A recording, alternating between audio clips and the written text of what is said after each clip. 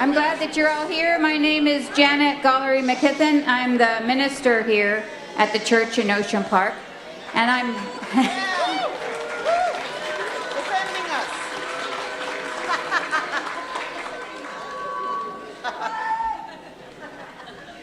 Thank you. Louise Dotz, she's our music director here at the church in Ocean Park.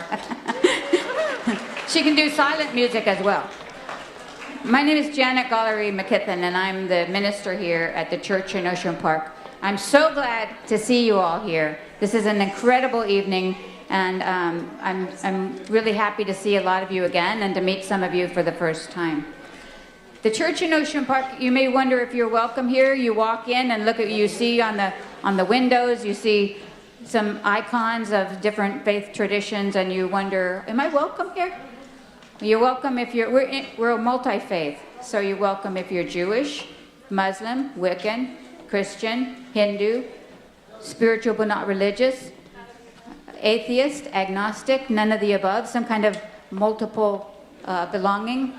Many religions are rolled into one. You're welcome if you're divorced, widowed, if you're married, single.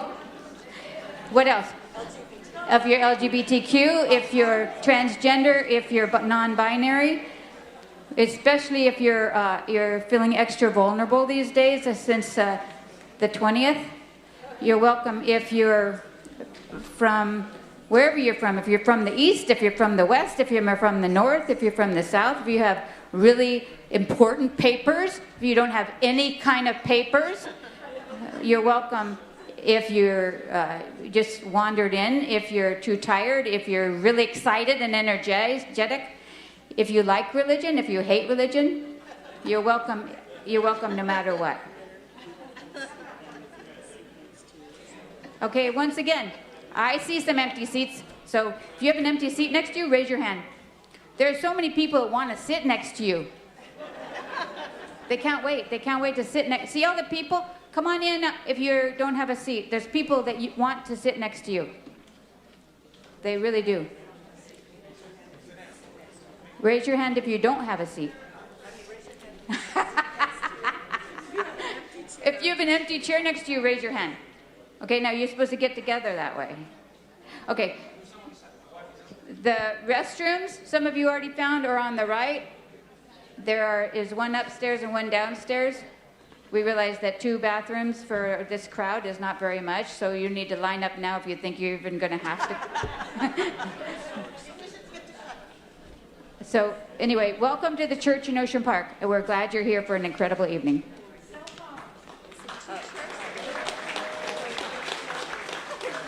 Okay, I've been reminded, please turn off your cell phones. I know. Okay, so welcome to the church in Ocean Park.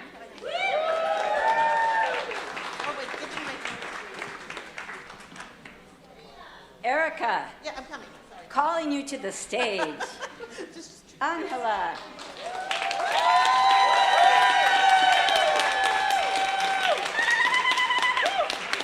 Good evening, everybody, and welcome. I'm Heidi Tinsman. I teach Latin American history at the University of California, Irvine. My colleague over here is Angela Vergara, professor of history at Cal State Los Angeles. And this, drum roll, is the marvelous Ericka Verba, the author of our splendid book,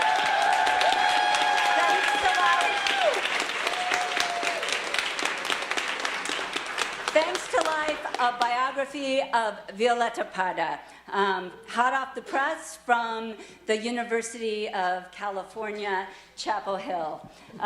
Ericka is Director of Latin American Studies and Professor of History at Cal State Los Angeles. Ericka, congratulations. What a...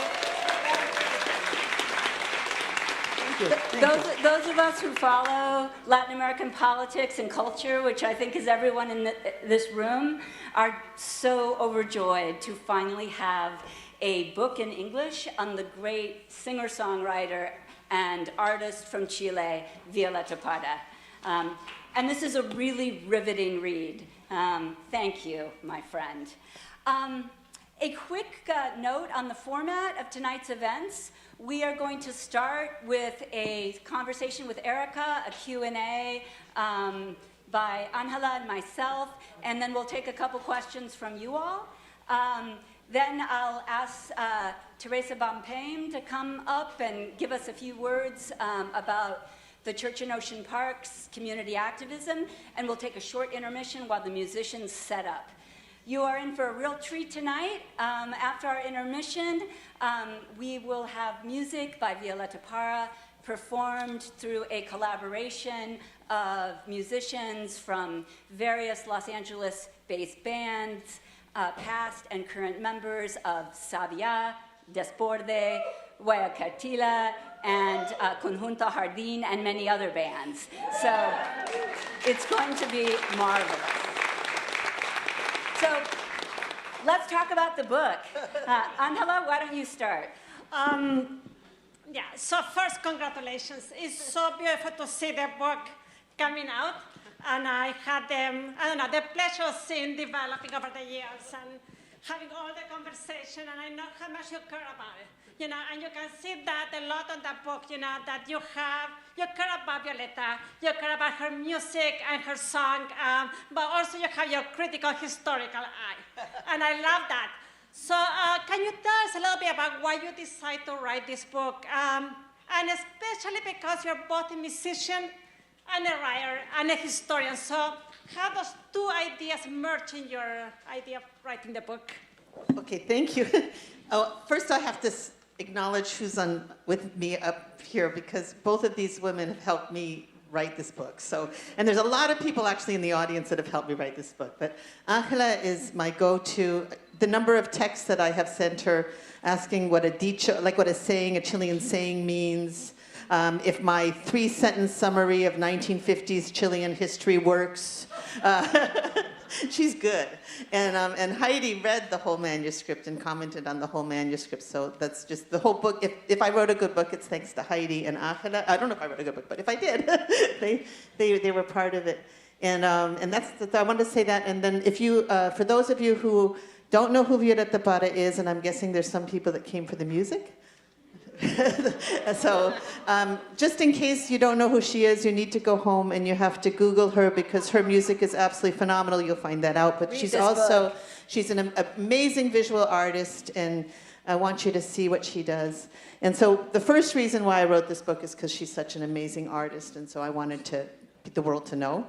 And then she also has a very interesting life, which I hope comes out in the book that I wrote, because she was born in a small town in the south of Chile. She's one of 10 siblings. She had, her father was a school teacher, her mother was a campesina, which means basically a rural worker, an agricultural worker. And when her father died when she was very young, so she ended up, her first performing experiences of basically what many children do in Latin America, which is playing for her supper with her siblings. And then she ends up traveling with in the circus. So she really, becomes a performer by being in these small family circuses that are touring Chile. That's how she cuts her teeth, is that what you say? And she moves to Santiago, and she's playing in bars. This is a woman who really struggled all her life, fought hard to be able to express herself and to support her family. And then she kind of becomes a folklorist. She starts collecting these amazing songs. So that's the other interesting thing about her, is that she lived in interesting times. So in her mid-30s, she discovers, as many people are discovering, she wasn't alone, it's a historical trend, but many people were discovering that the old songs, the songs that her mother had taught her, that her grandmother had taught her mother, the songs that were being handed down by oral tradition were all dying out. So she, like folklorists all over the world at this point, went out and started collecting the songs and finding the old people who sang the songs and piecing the songs together and then singing them in the cities for her urban audience. And then she just sort of becomes this, she sort of has a creative explosion as well. Her brother, Nicanor Parra, who's a poet, talks about viola volcanica. She's volcanic. So she just starts creating her own music, and that's what you're going to hear, obviously, in the second half. And she starts creating art. And she ends up being the first Latin American artist to have a solo show in the Museum of Decorative Arts in Paris. And that's a wing of the Louvre Palace, so it's quite impressive. So she's really important. She has an interesting life. She's a great artist. And also, I think that today, and after what Janet said, and just sort of thinking about the week that we're in, she's really a symbol of resistance. And she has been during her lifetime, but also since her death, which was in '67. Comes to mind, under the Pinochet dictatorship, she was absolutely a symbol of resistance and humanity. So I always think, because it gives me goosebumps when I think about it, but in 1984 they had La Jornada por la Vida, the day for life. And because protest was illegal, what they decided to do was to go outside at noon. Everyone stopped everything and they went outside and they sang Gracias a la Vida, which is Violeta Parra's most famous song. It's the song that gives my book its title, Thanks to Life. And you really can't arrest someone for singing a song that says, thanks to life for giving me my hearing and my vision and my feet that carry me to your house, because it's not a political song, right? So that was the way of protesting. And ever since, that song in particular has been recorded by hundreds of artists. Most recently, Casey Musgrave, who's country, but also Yo-Yo Ma did an instrumental version during COVID on a CD that was to help us soothe us. So, did that answer the question? Great. Yeah, I think so. Thank you. You have a question. Yeah, I have a question. So, Ericka, one of the main arguments you make in this book is that Violeta Parra, as an artist, actively constructed herself as an authentic voice of El Pueblo, the people. She'll later, of course, be incredibly important to the new song movement of political music that emerges. But you argue that her self-construction as an authentic voice of the Chilean people is related in part to the time she spends in Europe, and particularly to the time when she lived in Paris. And I was wondering if you could tell us a little bit about how the Europe or the Paris connection matters to her self-construction as the artist she became. Okay, so one of the things, because Violeta Parra is really multifaceted and multi-talented, and she seemed to not understand the word impossible, really no idea what that meant. And I think she wanted to be seen, she wanted to be everything. So she wanted to be authentic. She was, folk. She sang folk music. She felt that the songs she wrote were authentically folk music because she was Pueblo, right? So there was no difference between her songs and the anonymous songs. She would argue with people about this. But she also wanted to be a modern artist. She went to Paris. She went to these festivals invited by the Soviet Union. They were sponsored. So she went, the first one, she went to Warsaw in 1955, which is, trust me, how I think 90% of all Latin American musicians who made it to Europe at that time, it was by going to these festivals that the Soviet Union sponsored. And I would say another 90% of them, they finished the tour in the Soviet Union and they went to Paris, because Paris was where Latin American musicians could work.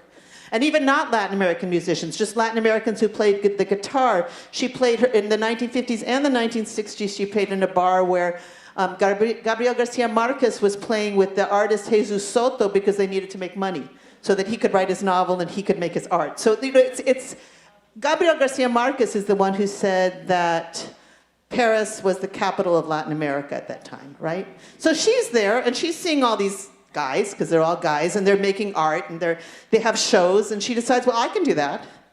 And so she goes back, she gets hepatitis, she starts embroidering, starts painting with oil, and she goes back to Paris and she convinces the Chilean ambassador to France, that's the country that Paris is in.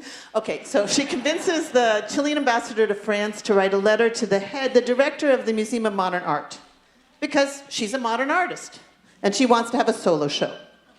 And because she does embroidery and because she's a woman and she's short and she's a little bit darker and she dresses sort of like a campesina, the director of the Museum of Modern Art decides she's actually not for their museum, and he sends her to the Museum of Decorative Arts, which is kind of a crafts museum, right? It's arts and crafts and industry. So, it's got furniture, right? and she's, she's fine with that because it's in the Louvre. So now she can say she had a show in the Louvre. But I think what I'm trying to say, one of the things, a lot of the pathways that would have been open to her had she been a man and a person of means were truly closed to her because of the way people interpreted her, especially in Paris, especially in Europe. They saw her, they saw an indigenous woman, they saw a short woman, they saw an other woman, right? The exotic, something that was different. And I think she basically went with it because she wanted her art was seen, right? She had her solo show. And I'm not sure, well, she tried the other and it didn't work, right? So I would say that. And I think she was, yeah, we can talk more about this, but that's where I'll stop. Yeah, great, I love it. We can take a couple questions from the audience. Does anyone have any questions? Yes, over there.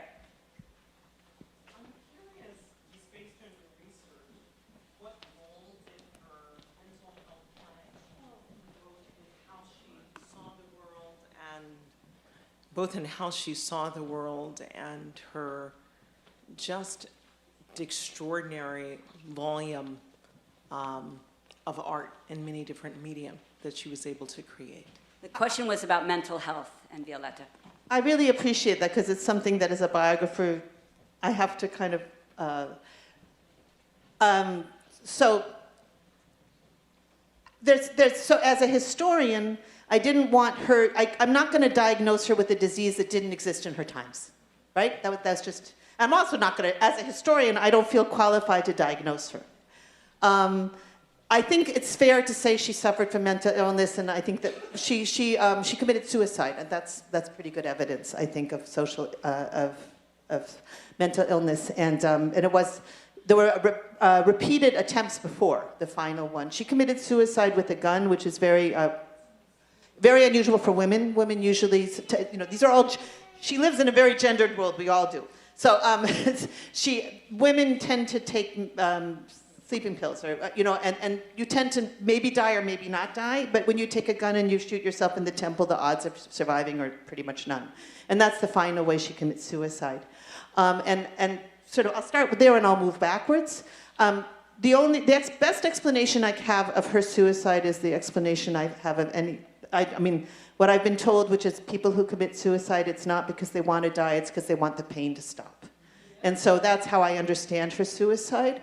She was a person who, I think, if she were alive today, I'm contradicting myself, but I would say probably she was bipolar because she'd have these amazing days where she would wake up at 4 in the morning, be incredibly productive, go to bed at midnight, and be back up again at 4. And she created so much art. It's just like, how does one do that? And then she'd have days where she would not get out of bed, and not just days, but, weeks. So I think she had these extremes in her life. And I think, from what I understand also, the idea of not understanding the word impossible is partly, you gotta be crazy not to think that nothing, I mean, she had been embroidering for 5 years. She decided she was gonna have a solo show in the Museum of Modern Art in Paris. That sounds kind of crazy, right? So, I mean, and let us all be so crazy, right? I mean, in other words, I think that's a gift in a strange way, that you think you can do whatever you put your mind to it. If that makes us crazy, I hope we all have a tinge of it. Other questions?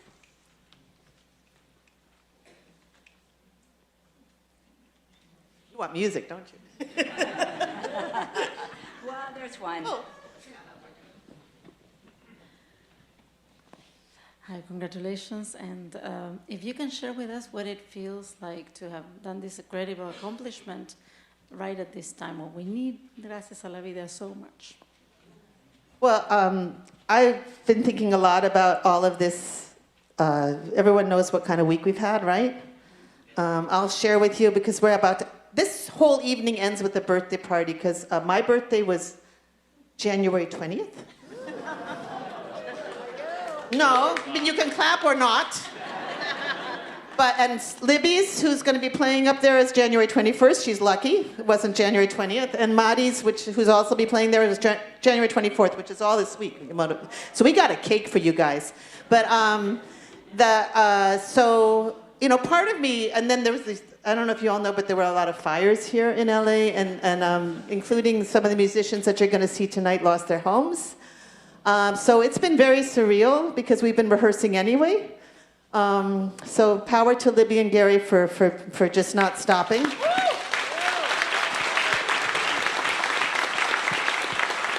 I will share with you that I got a text from Gary on Tuesday saying we're evacuating, but don't worry, I have our instruments in the car. So, and we are playing today. But there were other instruments that you were using, and they're all gone. So there's that. And so you asked the question. I feel like this is exactly what we need to do to get through the next 4 years. And I just feel so happy to be together. And I think we need to have people like Violeta Parra to remember and to honor, and we need to have new Violeta Parras. I know there's some kids here. Marisol, we're counting on you. Who else? There's this little one here. We have hope. Okay. All right. We're going to take one more from the audience. Okay, sorry. Okay. This is a very quick public service announcement. If you're a musician and you've lost your instruments in the fire, the Guitar Center is helping people replace their instruments. Okay. Thank you.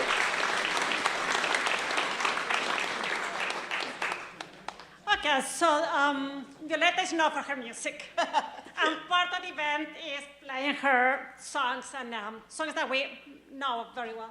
But can you tell us more about the song you'll be playing tonight and why you picked them? Okay, well, these are my family of musicians here.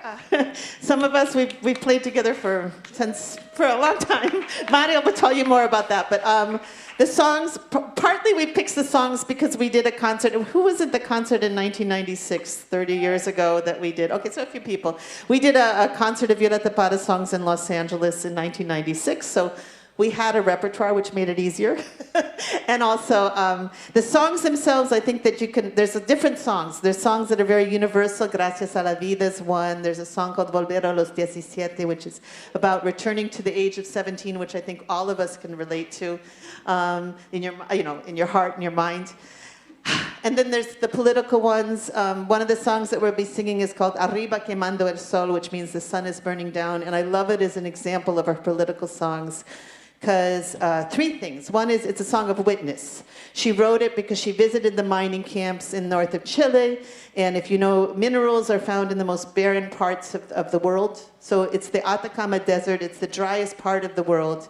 And she writes a song about the conditions of the miners there. But she's Violeta Parra, so she sees women's labor. So one of the verses talks about the women in the town who are waiting in line at the single water pump to get the water that they're going to carry home. And every single place that she writes about, she's like a social geographer. She writes about what she sees, the conditions she sees, and she sees women's labor, which is kind of unusual at that point in history.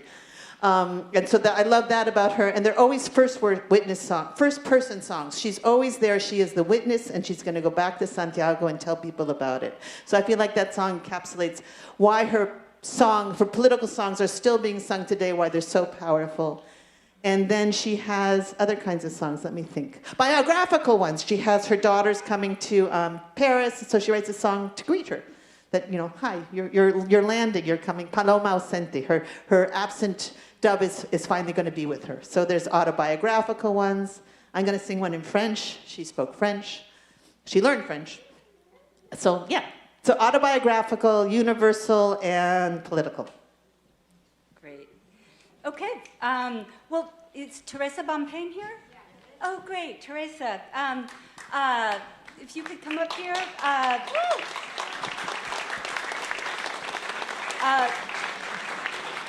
Teresa is a longtime activist for peace and justice and former executive director of the Office of the Americas and involved with the church at Ocean Park. And we've asked Teresa to say a few words. Thank you. Okay, thank you.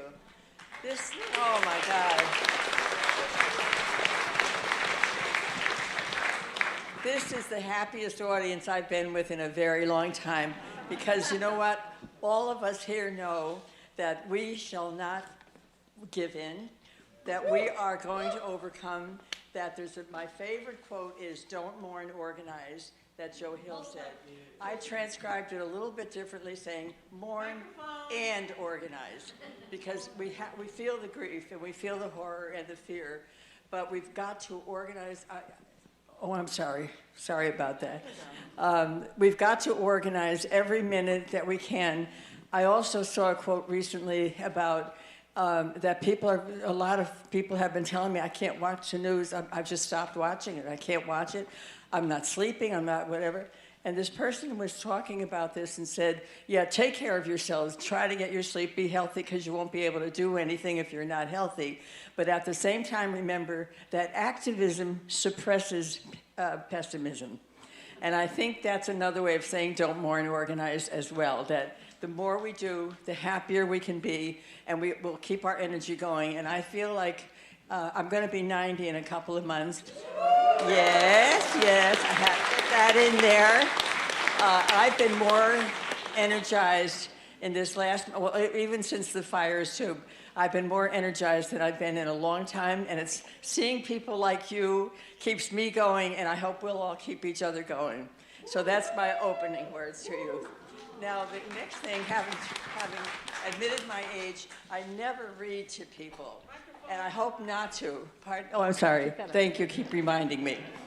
I might have to eventually, because my memory is not as wonderful as it was, and I want to remember everything that I want to say to you tonight. So I'll start out with saying, as you know, my name is Teresa Bonpane, for those of you who don't know me. You may know me and my late husband, Blaze, as founders of the Office of the Americas. I am delighted to be here tonight to celebrate Professor Ericka Verba's decades of research and devotion to present her masterpiece, Thanks to Life. That's beautiful. The biography of Violeta Parra. Like Parra, Ericka and her bandmates helped to expose social justice in Latin America through their work performing as Sabiá. Remember Sabiá, everyone? They performed at many of the Office of the Americas events. In 1983, Blaze and I founded the Office of the Americas. We had a large celebration of 500 people who would work and welcomed us and Sabiá from the beginning. I don't know how many such events that Sabiá did, but they were every place performing for every worthwhile group, and we, of course, knew we were all very worthwhile. And they were there all the time with their enthusiasm and their culture and their beauty. So they were like our family then and now. So we'll always remember Sabiá in our hearts as well.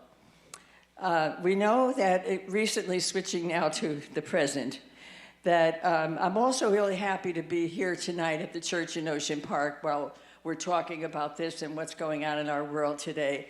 And the reason for this is that even before the fires, or when the fires began, we all knew that Plan 2025 was going to come and that it was going to be horrific. We knew that. So even though every day we see it in action, it is here, we already knew that it was going to be horrible for all the people that need help the most. So the church in Ocean Park organized a bunch of us together to talk about a coalition. And we got together and talked about what we can do when 2025 really goes into action. And we switched into a lot of large groups, talking to lawyers or St. Joseph's, who takes care of all the daily needs of people, other people who will take care of the Venice Family Clinic. And we contacted groups to see who will be ready to work with us when this horror starts. And we know now that it started already, totally, that already thousands of people have been affected, just everything. The horror that's going on right as we speak is beyond belief. It's apocalyptic, as the fires were apocalyptic. So the church in Ocean Park was there right away saying, what are we going to do about Plan 2025? So when we started the coalition that Jan is always there, even though she has so much happening with her, we were able to be ready for this. And so we were getting ready for 2025, but we didn't know that the fires were going to precede this. And so fortunately, much of the organizing that we had done for that came in handy for the fires, and Jan and the church have already been organizing around that as well. So I am an active member of the church in Ocean Park, and I might say that we started in the Office of the Americas in 1983, as I mentioned, and after my husband Blaze passed away, sometime after that, I closed the doors of Office of the Americas, but I never closed the hearts of the Office of the Americas. And my heart now is with the church in Ocean Park is the first organization that I have worked with that helps me to fulfill everything that I want to do with the rest of my life. It's so important to me because I see what they are doing every day in every way, every cause that you can think of, and that welcome that Janet gives at the beginning of whether you're atheist or religious or not religious in all these categories is my favorite. It expresses what the Church at Ocean Park stands for. It's what I believe every one of us in this room stand for. So I'm going to ask all of us, I see this beautiful crowd here tonight, and I think that all the wonderful faces, I'm amazed how many of us are here. This is amazing. But what I want to tell you is that as a nonprofit organizer for many years with the office, we always had to do a little bit of fundraising, or a lot of fundraising, I should say. And I would like to be the fundraiser for the church in Ocean Park tonight, because you know what they're doing, you know what they've been doing if you know their history, and if you don't know it, please come and join us and help. But right now, we have to keep, more than ever, we have to keep places like the church in Ocean Park open, because they are serving all of the people who are going to be greatly affected. So I'm going to ask everyone here, no matter what your income is, to give something. If it's 25 cents, $25, $50, $100, anything that you can give, even if it has to be a token, so to speak. I'm using that in a different way now. Give something tonight to show that you want the Office of the Americas, I almost said, to help CIOP stay in action. We need them. You need them. We all need them. I need them to keep myself alive because they're doing all the things that I want to be doing right now. So can I ask, I understand that there are a couple of baskets that are going around, and somebody just told me that there were only 2, and if that's the case, I'm going to ask if we have an honorable person in the group that has a hat. I'm serious. Take off your hat and go around and be sure that he doesn't walk out with the money, he or she, okay? But whatever you can do, put something in the basket, because we have got to keep the church in Ocean Park active forever. Thank you so much, and have a wonderful evening. I'm so happy to be here with all of you tonight. Thank you. Thank you. Thank you so much, Teresa. We're going to take just a few-minute break while the musicians set up.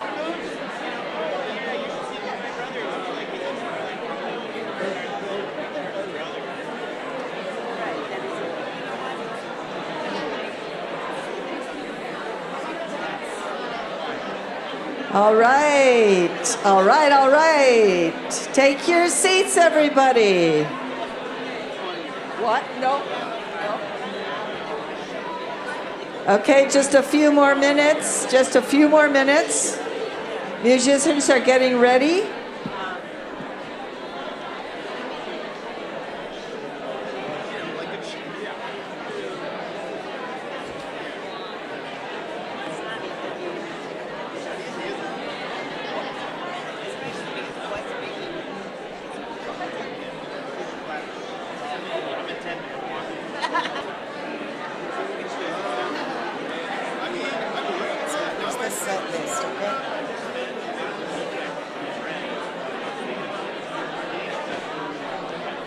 Let's just do it. We're ready. Ericka Verba and friends. No, this is, I don't know what this is.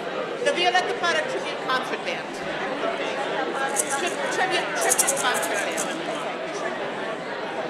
Are you ready? Yeah. Oh, yeah. Ooh, yeah. Come on down and hear This is the Violeta Parra Tribute Band. All right, give them a hand, folks.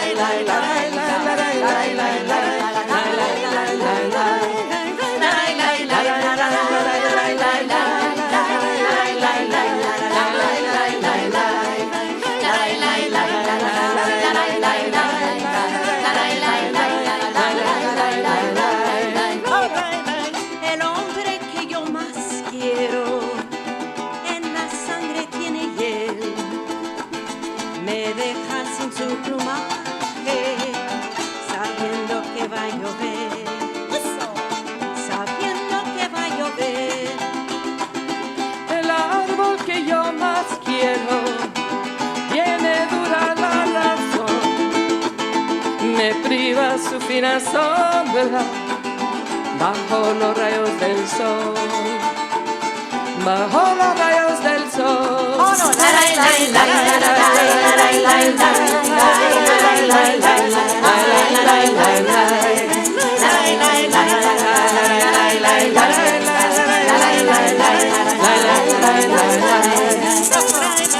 El río que yo más quiero no se quiere detener por el ruido de sus aguas. No escucha que tengo sed, no escucha que tengo sed. El cielo que yo más quiero se ha comenzado a nublar. Mis ojos de nada sirven, los mata la oscuridad. Los mata la oscuridad.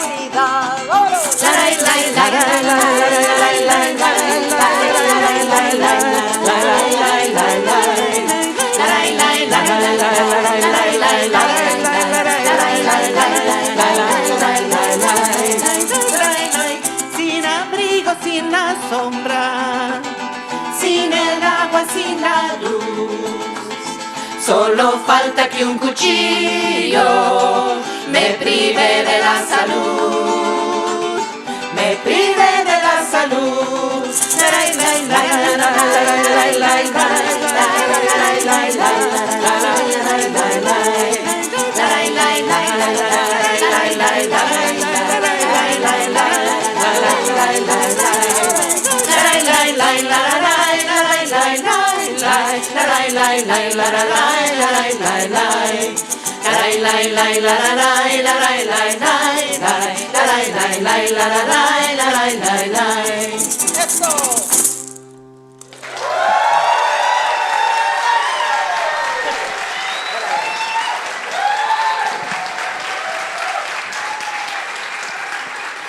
Gracias. Oh my God, it feels so good to be home. Thank you.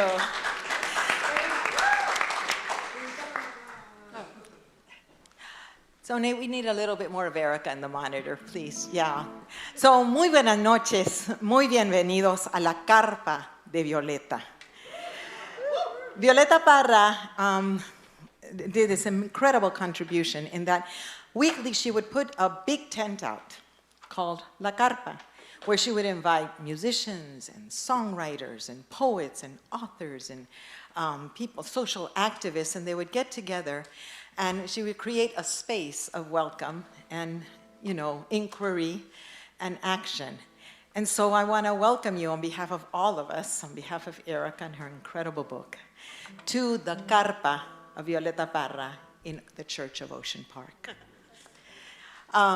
That first song that you heard is called Lo que yo más quiero. what I love most.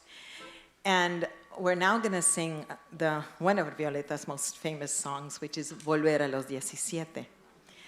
And as Ericka mentioned, we're all going to go back to where we were young. Now, I want to give a little bit of background of how we met. Ericka, Cindy, and I met freshman week at Brown University when Ericka was shy of 17 years old. Can you imagine? I was the older one of the bunch.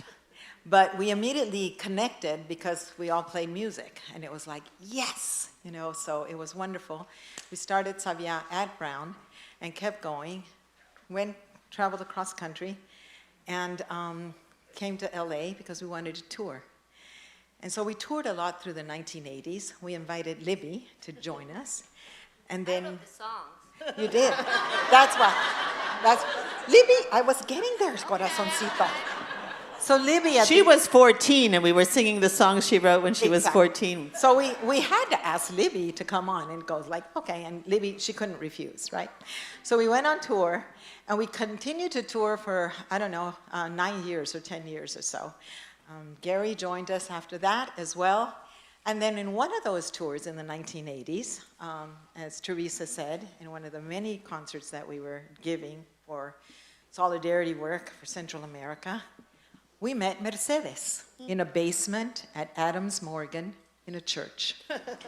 Mercedes was a law student at Georgetown University, and her trio and Sabiá played that night, and we probably raised consciousness and some money, like good organizers do. And fast forward then to 1990s in LA, Sabiá, did our final concert in '89, and in the early 90s, Ericka and I started Desborde, and we invited Mercedes to join us. And so with Desborde, we actually asked Rick, the incredible bass player you'll be hearing more of tonight. There he is, Rick. And also Julio, the percussionist as well. And so you saw this, as Ericka mentioned, the last time this whole group got together was in 1996 to a tribute concert to Violeta Parra. So it's 30 years later, but we're happy to be here. Yeah. A little older and a little wiser. And we're also joined One note lower. And one note lower, yeah. We're also joined this evening by Erik as well, who's a special guest. So thank you, Erik. Yeah, I have to fix my mic stand. I'm mic'd both ways, you guys, so hold on. It is a little lower. Okay. Okay, here we go. Here we go. Okay. All right. So, Volver a los 17. Do you have a translation of a verse there? Yes, Can I I say do. something about the translations? Yes, you can. Okay, thank you. Yes. I have this incredible privilege that my book has a lot of poetry in it. Violeta Parra wrote her autobiography in verse, in the Décima, which is a traditional verse that's really performed throughout Latin America, in Chile as well, and also the amazing lyrics of her songs. And I was blessed to have a team of Nancy Morris, who's here tonight. So shout out to Nancy Morris, and also Patricia Vilches, and they worked together to translate all of the lyrics and the poetry in my book. And I just feel so very lucky because they didn't want to do literal translations. They wanted to make translations that have a meter, that have a feeling, that have poetry. So we'll be reading snippets of their translations when we can during the concert. So all of the translations are by Nancy Morris and Patricia Vilches. Teacher and single, that's what he told us. Okay, so here's the song. You ready? This is the translation. It's not quite at the level of Nancy Morris's and Patricia Vilches. Okay. Sandinista, can I do this without cracking up? Okay. Sandinista woman, untiring worker. Okay, Ericka. I like that. So we started translating all of them. Is it Can I fixed? ask? No. Yeah, okay. You go, Mari, go. No. May I ask, how many people here have seen us perform outside of California, maybe in other states? All right. Okay. And I think I know there was a couple of organizers for some of Sabiá's concerts. In Wisconsin, if I'm not mistaken. Wisconsin, thank you. In Colorado, right? Thank you. Great. You want just a regular mic, mate? As regular as it Just gets. afraid it might fall off again. Thank you all for your patience. Okay, so then we had a lot of fun. And does everyone, oh no, not everyone. If you know the Victor Jara song, Correle, correle, correla, por aquí, por aquí. So we would go, run, run, run, run, run, run, really fast. Run, run, run, run, run. Okay, I have to stop. Okay, Ericka. ¿Cuántos chilenos aquí en la casa? All right. Que viva Chile, huevón. Huevona. So the day I met Ericka back at Brown, I'm visiting my friend in her dorm, and I hear somebody. Oh my God! Hear somebody singing at the top of her lungs a Victor Jara song, and I said, I gotta meet that woman. That was the day we met. And it really was freshman week. It was very strange. Okay. So one of the things we did when, this is like relive our days, but one of the things we did at Brown, actually, we went to we were sponsored by the university to travel to Montreal to go to the Inter-American Women's Writers Conference. This was an amazing conference that brought all of these different Latin American authors together. And one of our teachers, our professors of Latin American literature, was the one that named the group Sabiá, because she said, I think you should call yourself Sabiá, and Sabiá is the name of a bird in Brazil that has a very beautiful song. So that's what we called our name, because that's what Evelyn Garfield told us to do. Anyway, we went over to Montreal, and we went to this Inter-American Women Writers Conference, and it was an incredible gathering of all of these women from Chile, from Argentina, Mexico, all these different places. And it was this, I don't remember how it won out, but it was this discussion that took place in a big conference room about should artists really speak to the times and sing and write verses of the actual political situation in their countries, or should you just do art for art's sake without any type of message? And so it was a big debate back and forth. Well, Sabiá was a little bit more leaning to the fact that the music needs to have something to say. It has to not only talk about the beauty of stuff, but the everyday life of what people's struggles are. And it was one of the things that I thought was really exciting, because it really opened our eyes to just this division, in a sense, of the role of art and the role of music. And I'm glad to say I think there's a lot of musicians and artists who are thinkers and really provocative and actually lead the way, you know, for us in these hard times. How are we doing? Hey? Okay, I was told to be gentle. We're fine. Okay. Is Mari? Okay. Are you good, Marty? Did we ever get the I am. translation? You're going to do the translation? Because I don't have it. I can do it. Okay, she's going to do it. Okay. So everybody, this is a bombo. It's a little, take care of it. Volver a los 17. To be 17 again. To be 17 again after living 100 years is like deciphering signs without being wise enough. To become again all at once, as fragile as a moment. To feel again so moved, like a child encountering God. That is what I am feeling now, to be 17 again. After living 100 years is like deciphering signs without being wise enough. To become again all at once, as fragile as a moment. To feel again so moved, like a child encountering God. That is what I am feeling now, in this instant of promise.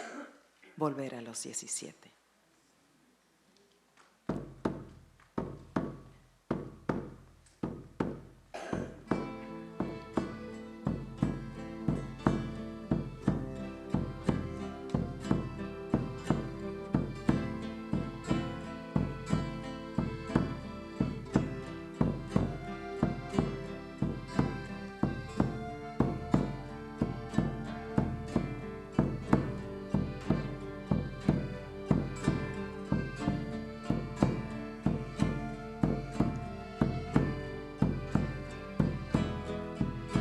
Volver a los 17, después de vivir un siglo, es como descifrar signos sin ser sabio competente.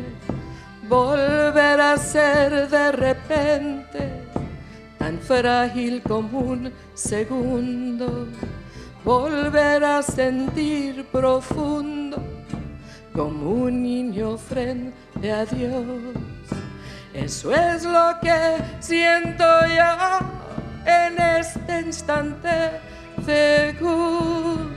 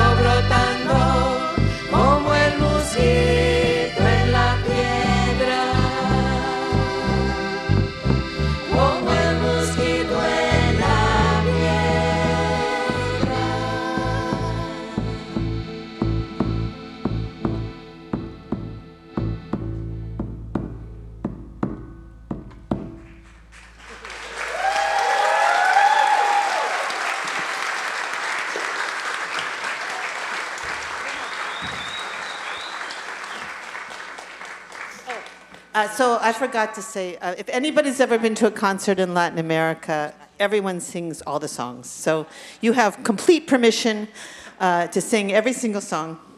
Pueden cantar todas los que quieren.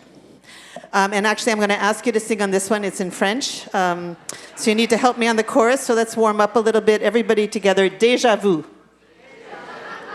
Sauvignon blanc. Ménage à trois. Okay, so the words are la, la, la, la, la, la, la, but it's a very French la, la, la. So it's like sort of in the back of your throat. It's languid. It has langueur, you know, like languid, right? Sensual. It's not that la, la, la, la, la. No. La. Okay, you ready? You got it? La, la, la, la, la, la. You can practice. La, la. Okay, you got it. So this is a song that Violeta wrote about her solo show at the Louvre, and it basically just talks about that.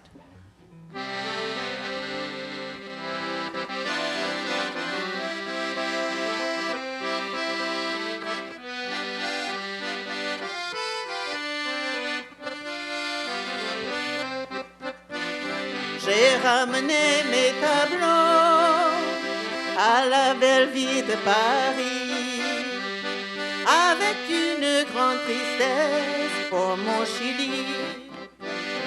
Tous mes amis sont venus au corps pour m'accompagner. Chacun portait dans ses mains toutes mes affaires.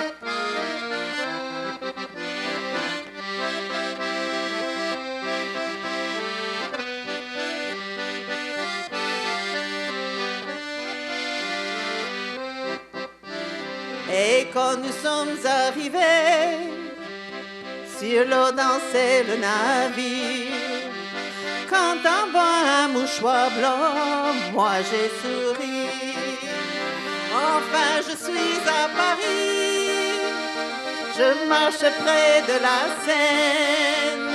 Et sur le pont du Louvre, mon cœur pleurait.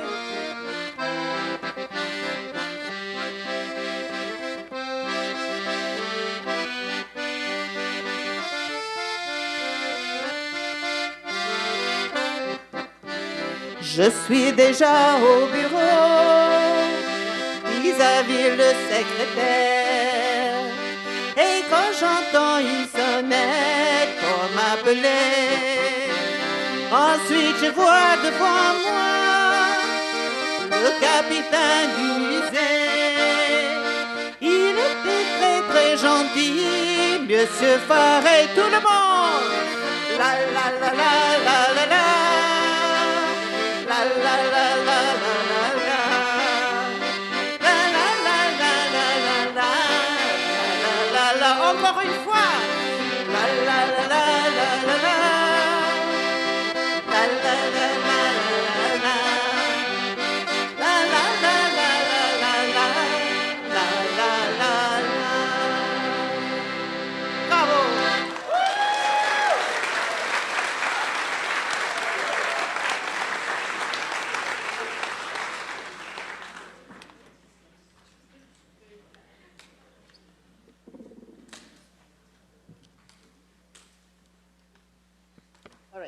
So now, a sad song, a tough song, a cursed song. My cursed heart, corazón maldito. Oh, my cursed heart, careless and wanton, yes, blind, deaf, and voiceless. From birth's first moment, yes, you cause me torment. Pero está preciosa la canción.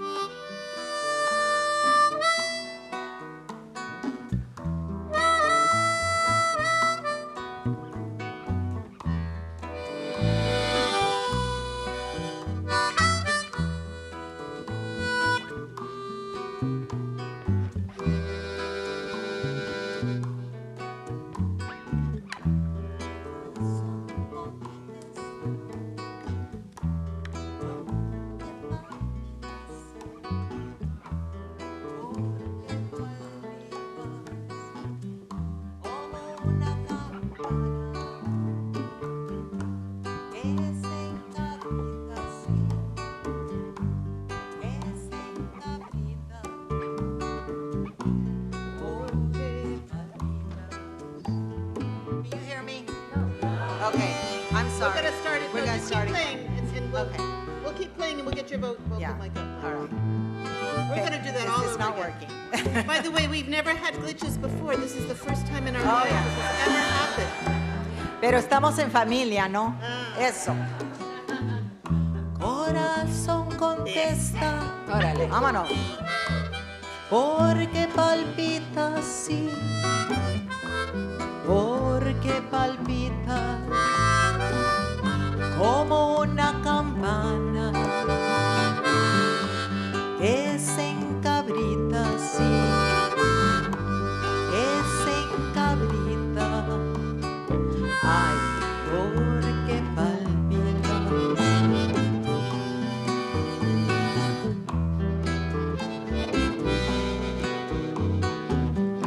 ¿No ves que la noche la paso en vela, sí, la paso en vela, como el mar violento, la carabela, sí, la carabela, tú me desvelas.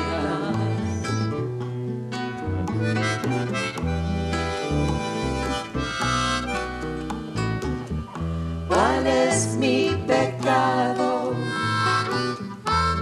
Va a maltratarme, sí, va a maltratarme como el prisionero por los gendarmes, sí, por los gendarmes. ¿Quieres matarme?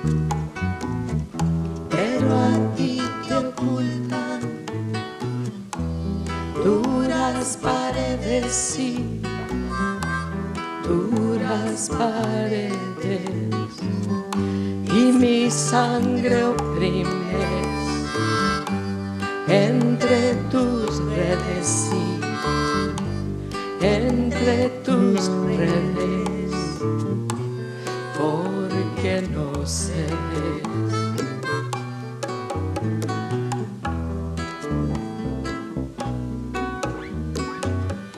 Corazón maldito, sin miramiento, sí, sin miramiento, ciego, sordo y mudo, de nacimiento, sí, de nacimiento, me das tormento.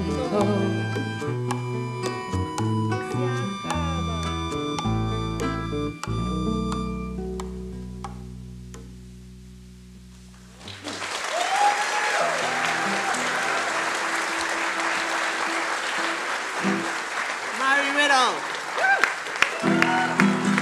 Erik. Rick Morse.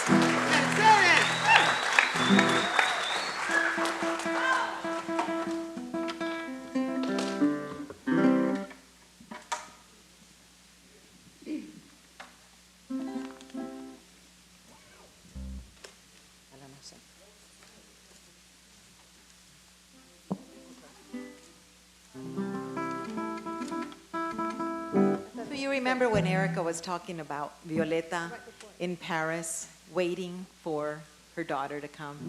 Paloma Ausente. It's one of those beautiful songs. He's anxiously waiting. And one of the verses says, I spend endless nights looking skyward, in my thoughts one single desire, that my little dove descend unwounded, she who comes lofted by the winds. I will don a dress of butterflies tomorrow when my little dove arrives.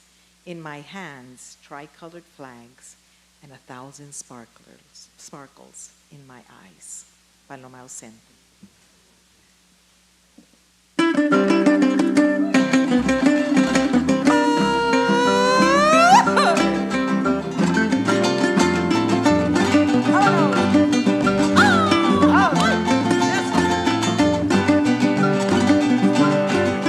5 noches que lloro por los caminos, 5 cartas escritas se llevó el viento, 5 pañuelos negros son los testigos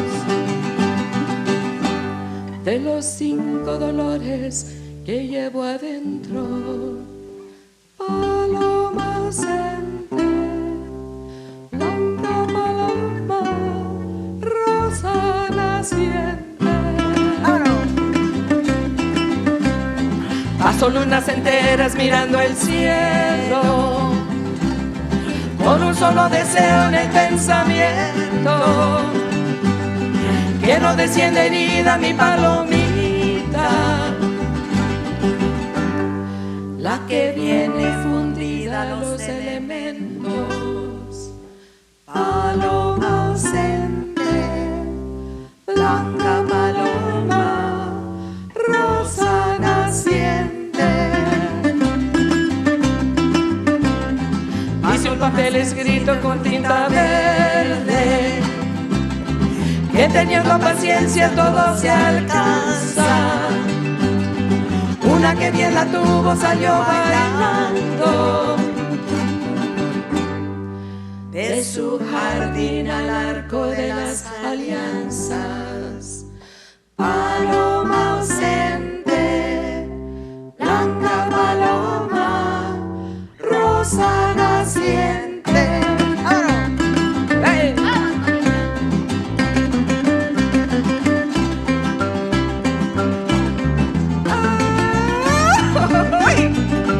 Y eso que le falta un dedo, mi hermana. Una jaula del cielo viene bajando, con todos sus aviones de calamina. Todos los pajarillos vienen trinando. Sin embargo, distingo a mi golondrina. Paloma ausente, blanca paloma, rosa naciente. Voy a ponerme un traje de mariposa mañana cuando llegue mi palomita, en los dedos banderas de 3 colores y en las pestañas miles de candelillas. Paloma ausente, blanca paloma, rosa naciente. 5 noches que lloro por los caminos, 5 cartas escritas se llevó el viento, 5 pañuelos negros son los testigos de los 5 dolores que llevo adentro. Paloma ausente, blanca paloma, rosa naciente.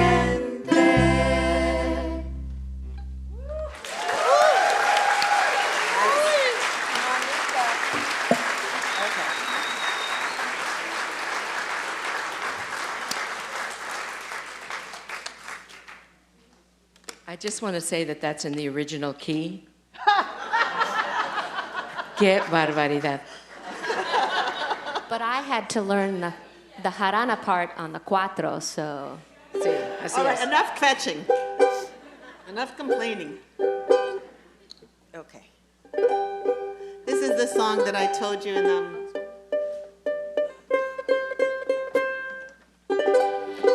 about in the, this is the Arriba quemando el sol, and the sun beating down above.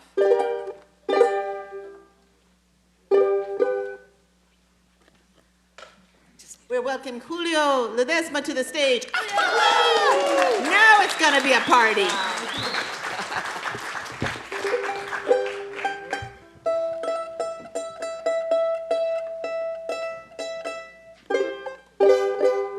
How's that charanguito? Here.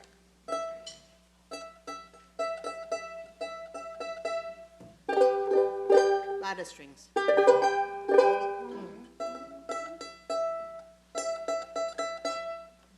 How's everybody doing?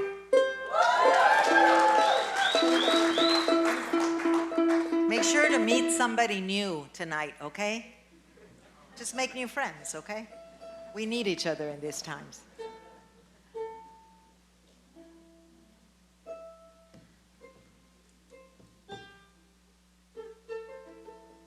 I have a roadie, a tuner. A tuner. Do you know how hard you have to work to get that? Yes.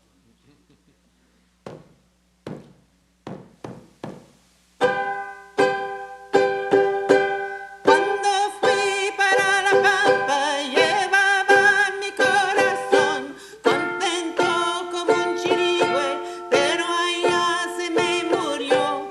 Primero perdí la pluma y luego perdí la voz. Y arriba quemando el sol.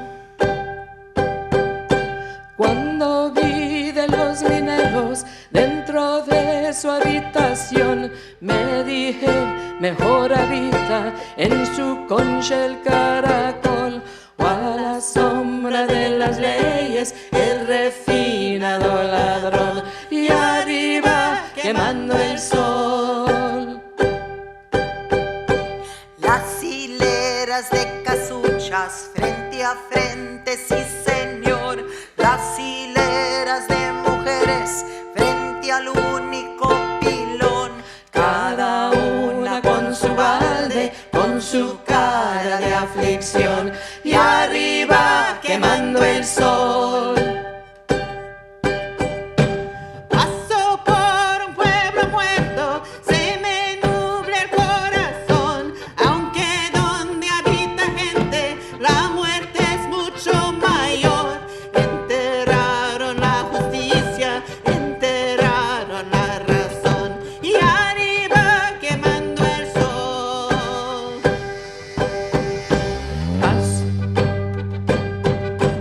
Si alguien dice que yo sueño cuentos de ponderación, digo que esto pasa en Chucky, pero en Santa Juana es peor.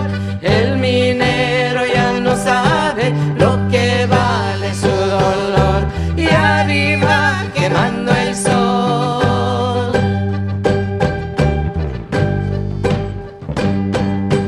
Me volví para Santiago sin comprender el color con que pinta la noticia cuando el pobre dice no. Abajo la noche oscura, oro, salitre, carbón, y arriba quemando el sol. Y arriba quemando el sol. Y arriba quemando el sol. Y arriba quemando el sol. Y arriba quemando el sol. Y arriba quemando el sol.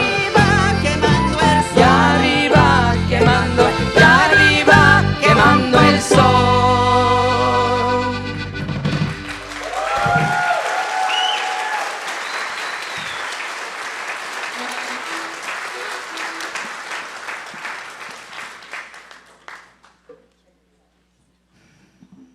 La jardinera, the gardener. To forget all about you, I'm going to dig in the earth. There I hope that I can find a cure for my heavy heart. I will plant a rose bush here with thorns as sharp as can be. I'll have the mourning wreath prepared for when your memory dies in me. For my passion, carnation scarlet red, blue violet for the sadness in me. And to see if he feels the same way that I do, I'll pluck the petals of chamomile. Whether he loves me or loves me not, all the same my heart will be at peace. La jardinera. Canten con nosotros.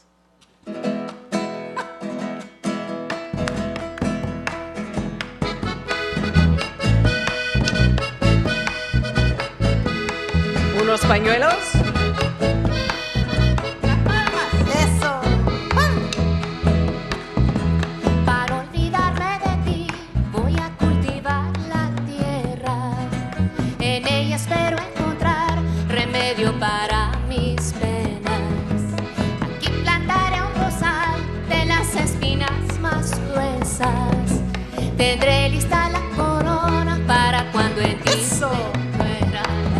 Para mi tristeza violeta azul, clavera roja pa' mi pasión. Y para saber si me corresponde, desojo un blanco manzanillón. Si me quiere mucho, poquito, nada, tranquilo queda mi corazón. ¡A bailar! Eso. ¡Arriba Chile! ¡Arriba los chilenos! creciendo irá poco a poco los alegres pensamientos. Cuando ya están florecidos irá lejos tu recuerdo. La flor de la amapola seré su mejor amiga. La pondré bajo la almohada para dormirme con ella. ¡Qué buena los Para mi pañuelos! tristeza violeta azul, clavelina roja pa' mi pasión. Y para saber si me corresponde, desojo un blanco manzanillón. Si me quiere mucho, poquito, nada, tranquilo queda mi corazón.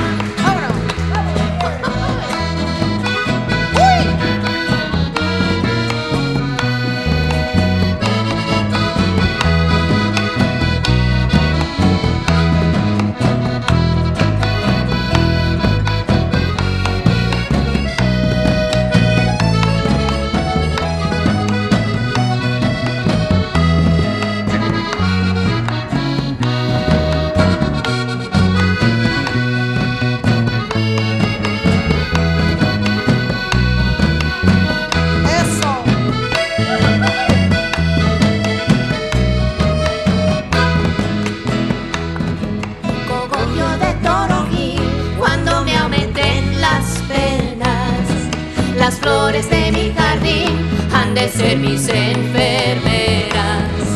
Y si acaso yo me ausento antes que tú te arrepientas, heredarás estas flores, ven a curarte con ellas.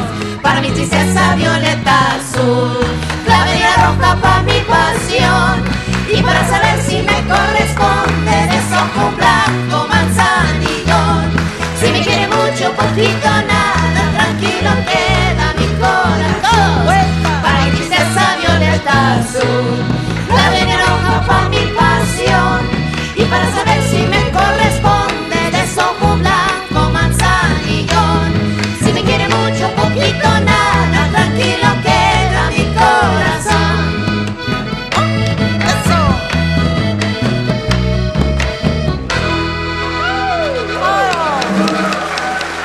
Una cuequita.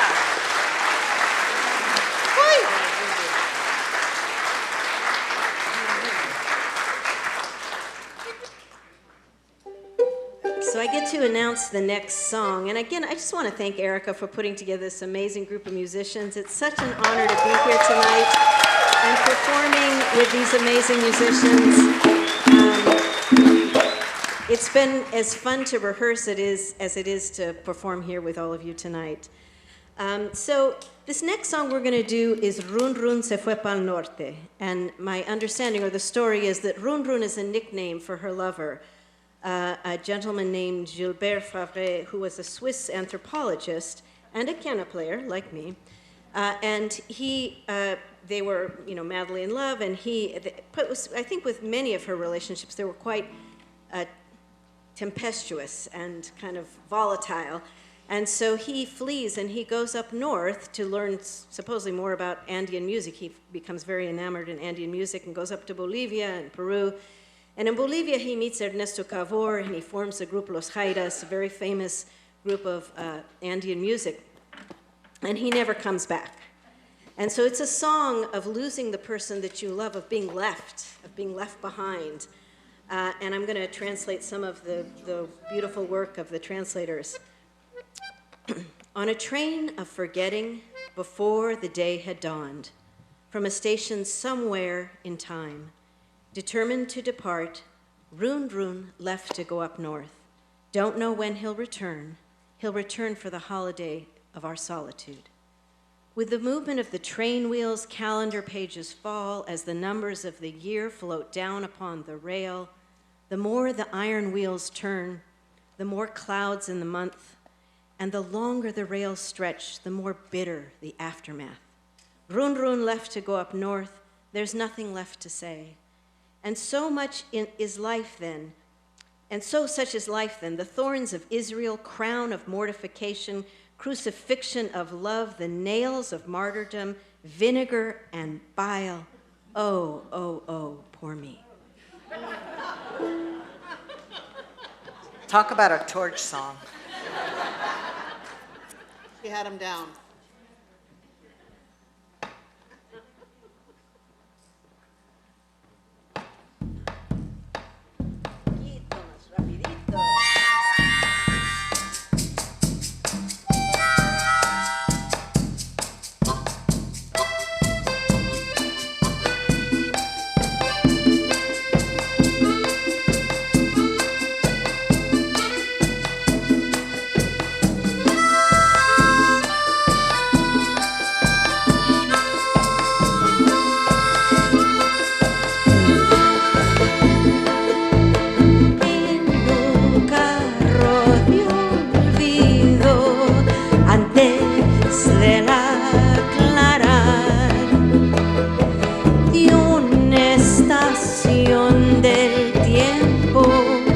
Decidido a rodar,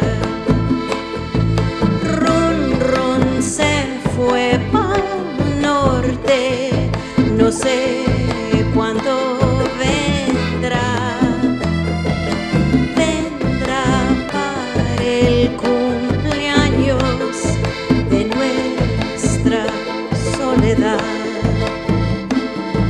A los 3 días cartas con letras de coral, me dice que su viaje se alarga más y más, se va de Antofagasta sin dar una señal, y cuento una aventura que paso a deletrear. Ay, ay, ay de mí.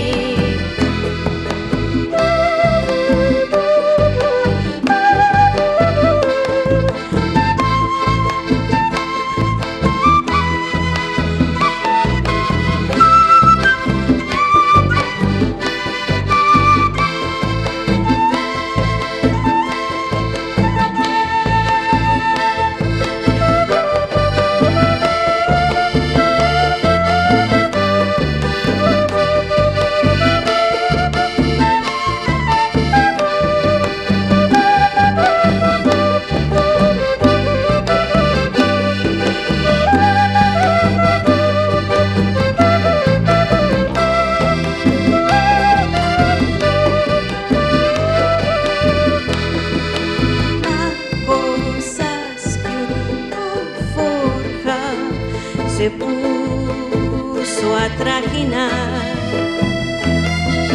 sacó papel y tinta y un recuerdo quizás,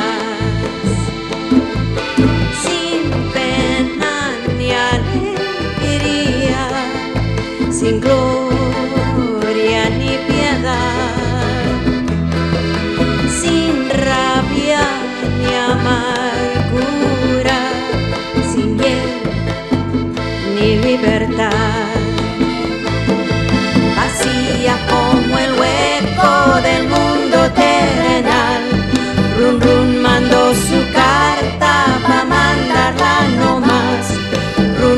se fue pa'l norte y yo me quedé en el sur. Al medio hay un abismo sin música ni luz. Ay, ay, ay de mí.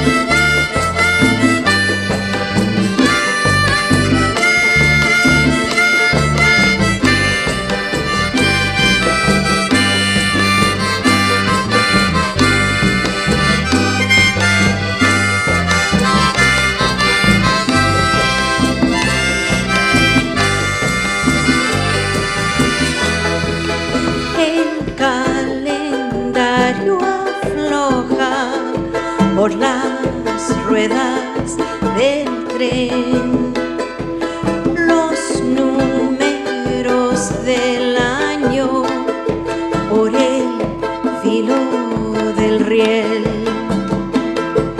Más vueltas dan los fierros, más nubes en el mes, más largos son los rieles, más agrio es el después. Run run se fue pa' norte, ¿qué le vamos a hacer? Así es la vida entonces, espinas de Israel, amor crucificado, coronas del desdén, los clavos del martirio, el vinagre y la hiel. Ay, ay, ay de mí.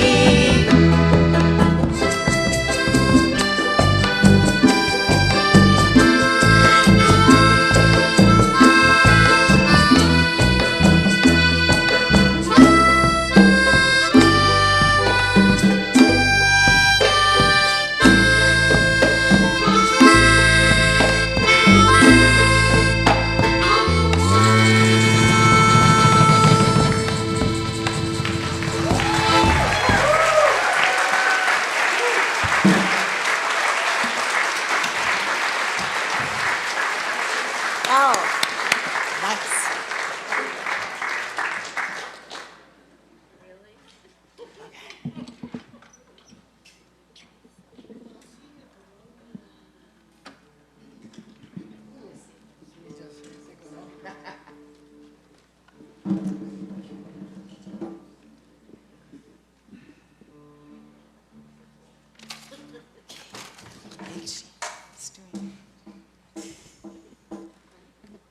Okay, so this is a medley Ericka put together of two Violeta songs.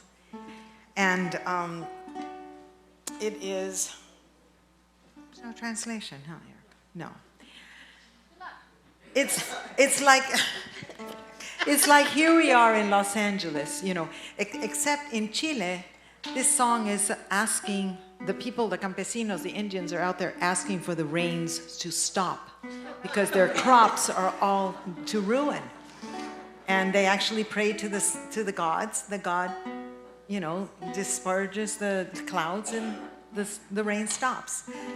Okay, we're gonna sing this song, but we'd like for the rain to come. We need it. And Arauco tiene una pena is the second part of the song. And it really talks about the Chilenos and the conquests that they have from the Spaniards. And then the second conquest that they have from the mismo Chilenos themselves, who keep the indigenous people down. Okay, let me get this thing. Here we go.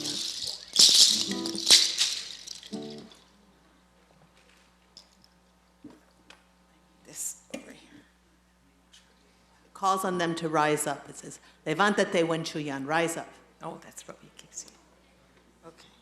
¿Lo puedes ver? I'm sorry. I have a lot of things going on here. Okay. She needs a roadie. Okay, here we go. Thank you, David. Nah. I think we're good. I think we're good. Yeah, thank you, David. Okay. Thank you, David. This just keeps falling. Ese es mi hijo. Ese es mi hijo, ese es mi hijo. Gracias, David. Listo.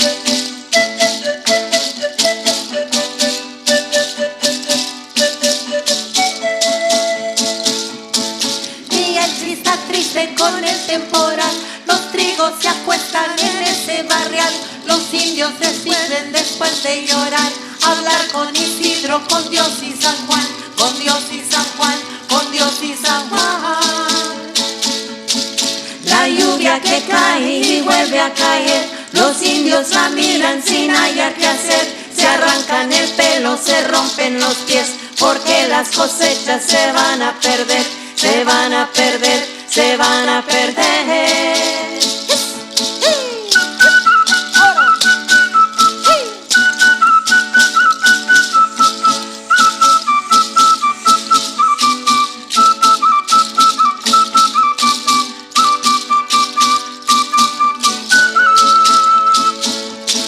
Se juntan los indios en un corralón, con los instrumentos rompe una canción. La machi repite las palabras son, y el eco del campo le sube la voz, le sube la voz, le sube la voz. El rey de los cielos muy bien escuchó, remonta los vientos para otra región, deshizo las nubes, después se acostó. Los indios lo cubren con una oración, con una oración, con una oración. ¡Vámonos! ¡Ay!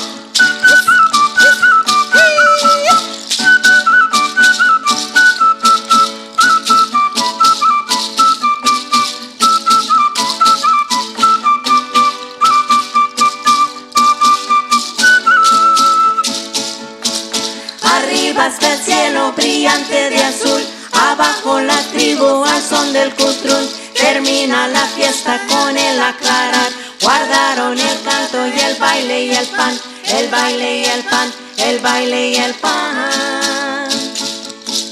Y el che está triste con el temporal, los trigos se acuestan en ese barrial. Los indios resuelven después de llorar, hablar con Isidro, con Dios y San Juan, con Dios y San Juan, con Dios y San Juan. Abasto tiene una pena que no la puedo callar. Son injusticias de siglos que todos ven aplicar. Nadie la puedo remediar, pudiéndolo remediar. Levántate, buen Chuyán.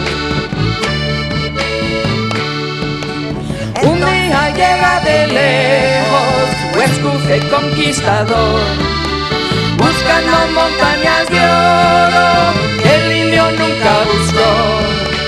Al indio le basta el oro que le relumbra el sol. Levántate, buen Chuyán. Entonces corre la sangre, no sabe el indio qué hacer. Le van a quitar su tierra, la tiene que defender. El indio se cae muerto y él afuera y no de pie. Levántate, buen Chuyán. Del año 1400 el indio afligido está. A la sombra de su ruca lo pueden ver lloriquear. Totoral de 5 siglos nunca se habrá de secar. Levántate, buen Chuyán.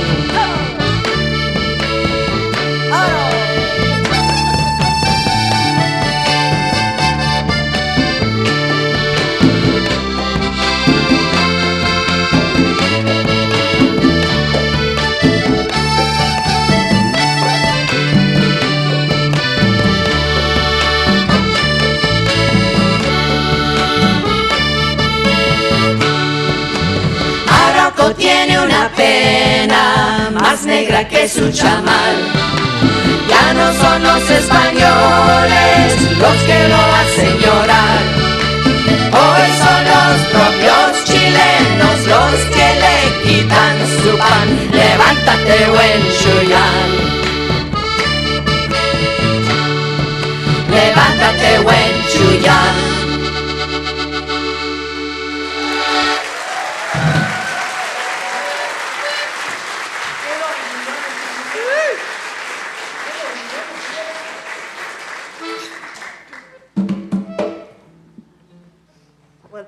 We've actually come to the end of our concert, and we'll be asking all of you to sing along. You should all have the words to Gracias a la Vida, but I have a few gracias to give before. Okay. We want to thank Janet and Therese Bumpain with the church in Ocean Park. This is truly, you can feel that it's a sanctuary in all of the meaning of the word, and I just know that this is the kind of spaces we need to support and be part of in the years ahead, in the months, days, years ahead. And we had an amazing group of volunteers from the church. Hurley Jim was in charge. We had Francine, my dear friends Jenny and Michelle. Sonia and Susana fed all of us, and oh my God, what a spread. So thank you for that. Our roadies, David and Arlo. Our stage manager, Suzanne Thompson. Angela and Heidi for the wonderful leading of the book celebration. I actually have my publicist, Coriolis, the company's here, Catherine King. I don't know how to do it, so I'm getting some help because I wrote a book, but I have no idea how to let people know that I wrote it. So thank you, Coriolis, for supporting that. Small World Bookstore, which is in the back. Support independent bookstores. Yeah. We have some photographers tonight. Rafael, Ciro, and Claudia, thank you for taking the pictures. I have my family here. Many of them traveled from as far as Boston or New York, so thank you to my family for being here. Salud. And I don't know if we're live streaming or not, but just in case, my family in Montebello who are quarantining, so thank you, Gabby and Josh and Micaela and Amayita and my comadre Kay. And we also want to acknowledge our ausentes presentes, Cesar, Jeff, and Mirta. And yeah. We have Nate on sound. Thank you, Nate. But my thank yous, or I don't even have words to thank these musicians, because this has been such a treat and so much fun, and I'm just so grateful to every single person on this stage. I love you all. We love you, Ericka. We love you. Yeah, thank you. Woo! And this song talks, well, I'll read the song, but my thank yous are to all of you, obviously. Not obviously, but anyway, yeah. You are who I'm thanking tonight. And I'll read, I think that this is the words of Violeta Parra, if I can use them. Why not, right? Because this is what I feel. Thanks to life for all it has given me. It has given me laughter. It has given me tears. And so I distinguish joyfulness from sorrow, the materials that together make up my song, and your song, which is the same song, and everyone's song, which is my own song. Gracias a la vida. Oh, sing with us, please. Wait, I have to turn up my...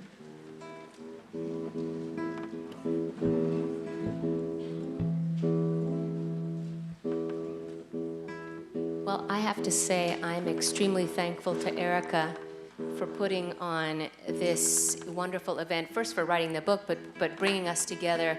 I was one of the people, and Gary and I were one of the people who lost our house, but practicing for this concert gave us such joy and respite and comfort. It was so beautiful. So thank you, Ericka.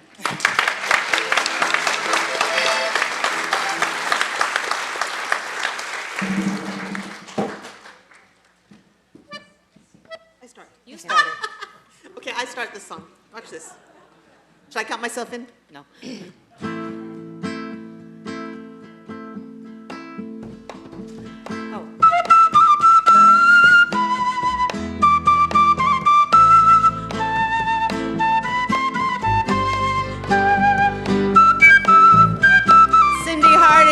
quena.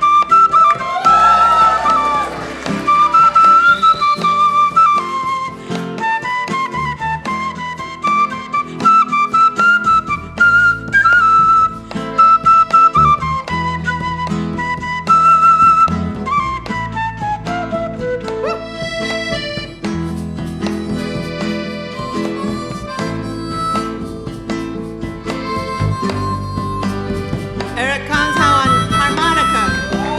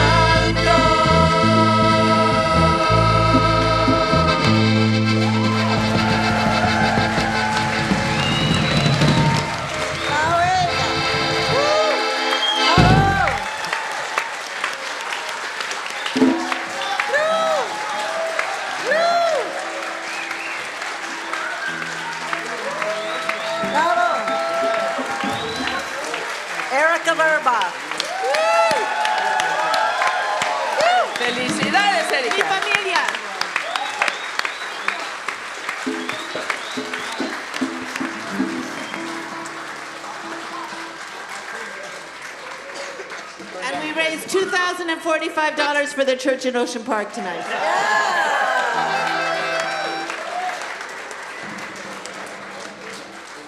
Las mañanitas.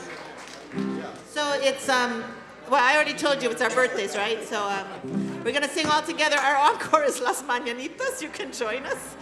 But the good news is we have birthday cake. So after Las Mañanitas, everybody have some birthday cake, and I think I'm supposed to go over and sign some books. All right, let's do this.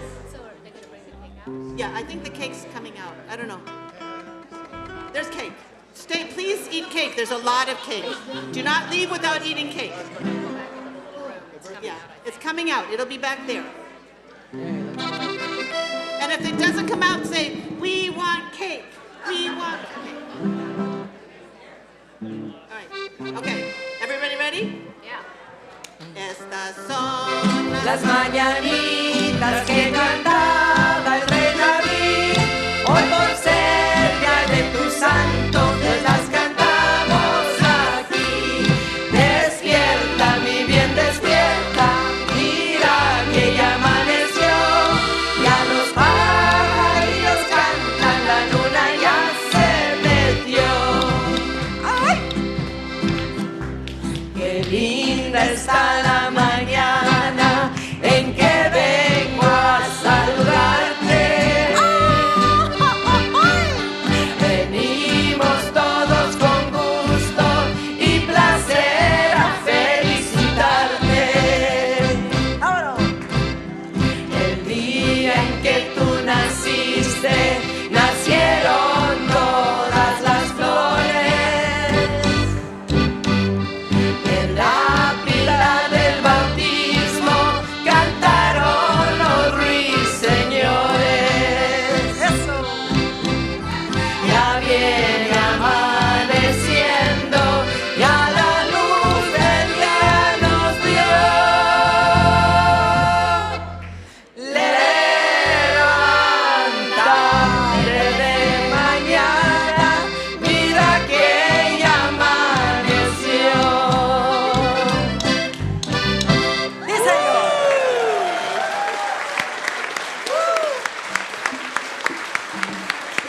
Thank you all for coming. Thank you so much.